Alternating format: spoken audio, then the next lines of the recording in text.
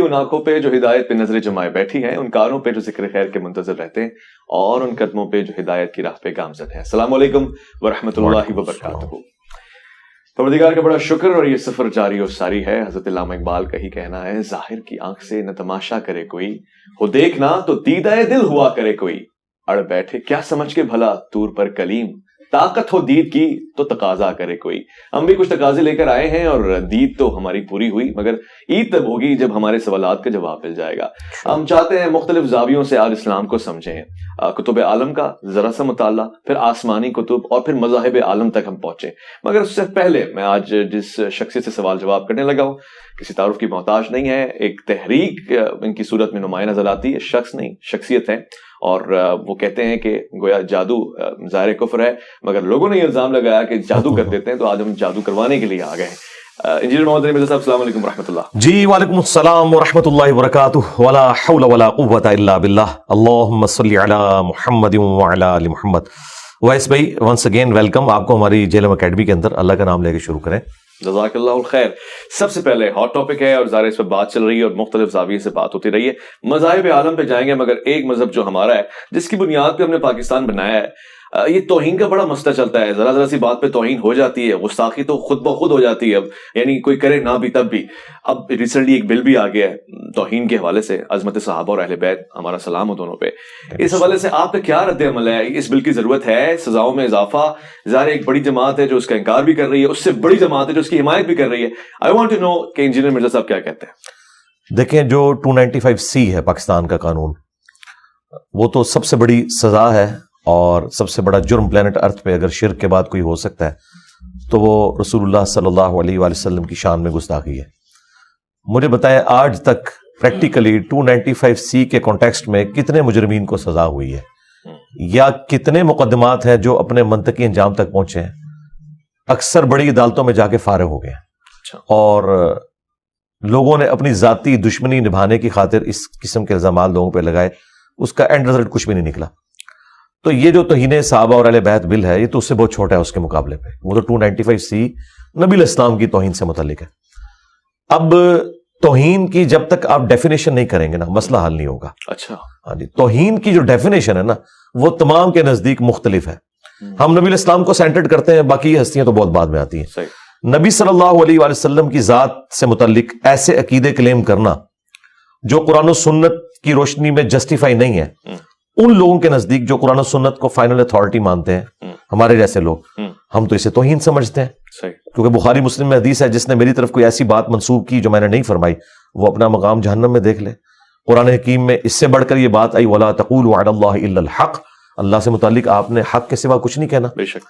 اچھا، دوسری طرف وہ لوگ ہیں جو قرآن و سنت کو بیان کرنے کو توہین سمجھتے ہیں۔ مثلا پاکستان میں میجورٹی اس مکتب فکر کی ہے جس کے سامنے اگر آپ یہ سٹیٹمنٹ دے دیں کہ نبی صلی اللہ علیہ وآلہ وسلم بشر تھے، تو وہ اسے توہین شمار کرتے ہیں۔ وہ کہتے ہیں جی آپ بشر کہہ رہے ہیں، یہ تو توہین ہے، آپ کو چاہیے کہ آپ انہیں کہیں کہ نور تھے اور بشری شکل میں آئے تھے، حالانکہ قرآن میں بالکل واضح ہے، قل انما انا بشر مثلکم، ٹھیک ہے، انسان ہونے میں میں تمہاری طرح ایز اے اسپیشی۔ مرتبے کی بات نہیں ہو رہی، مرتبے میں تو انسانیت کو ناز ہے ان پر، کوئی بھی انسان ان کے مرتبے کا نہیں ہے، لیکن اسپیشی تو ہے بہرحال۔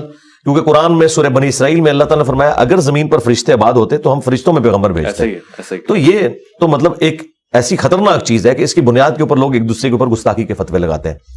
اب جو توہین صحابہ اور اہل بیت بل ہے، اس میں جب تک آپ توہین کی ڈیفینیشن کو ڈیفائن نہیں کرتے، اس کے بعد یہ چیز بھی نہیں رکھتے اس میں، جو 295C میں بھی کمی ہے، کہ اگر کوئی شخص انکار کر دے کہ میں نے ایسی کوئی بات نہیں کی، میری طرف غلط منسوب کی گئی ہے، یا سپوز اس نے کہی تھی، اس کی انٹینشن وہ نہیں تھی، یا ایون اس کی انٹینشن بھی تھی، تب بھی وہ کہتا ہے کہ آئی ایم سوری، کوئی مسئلہ نہیں، تو معافی ہونی چاہیے، لیکن یہ کہتے ہیں معافی نہیں ہوگی۔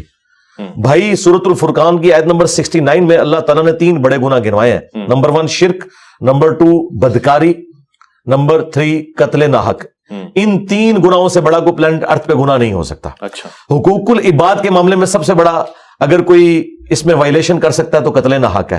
بے حیائی کے حوالے سے بدکاری اور شرک تو وہ سب سے بڑا جرم ہے اس کائنات کا۔ ان 3 کے بعد اللہ تعالیٰ نے سورۃ الفرقان سورت نمبر 25 آیت نمبر 70 میں فرمایا اگر کوئی ان گناہوں سے بھی توبہ کر لے نہ صرف ہم معاف کر دیں گے بلکہ گناہوں کو بھی نیکیوں سے بدل دیں گے. اللہ اکبر. اچھا اب مجھے بتائیں کہ اللہ کی گستاخی کرنا بڑا گناہ ہے یا نبی صلی اللہ علیہ وآلہ وسلم کی گستاخی یا کسی صحابی یا اہل بیت کی گستاخی؟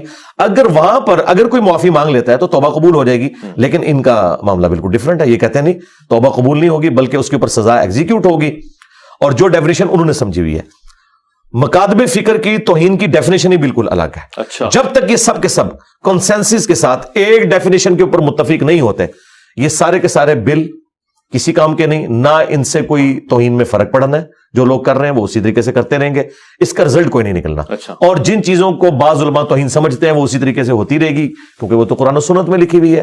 ہمارے جیسے لوگ ان چیزوں کو بیان کرنے میں کوئی آر محسوس نہیں کریں گے. اور اگر کوئی کہتا ہے کہ قرآن اور سنت سے کوئی چیز بیان کرنا توہین ہے تو پھر جو فتویٰ میرے اوپر ہے وہی قرآن کے اوپر بھی لگنا چاہیے، امام بخاری پہ بھی لگنا چاہیے، امام مسلم پہ بھی لگنا چاہیے.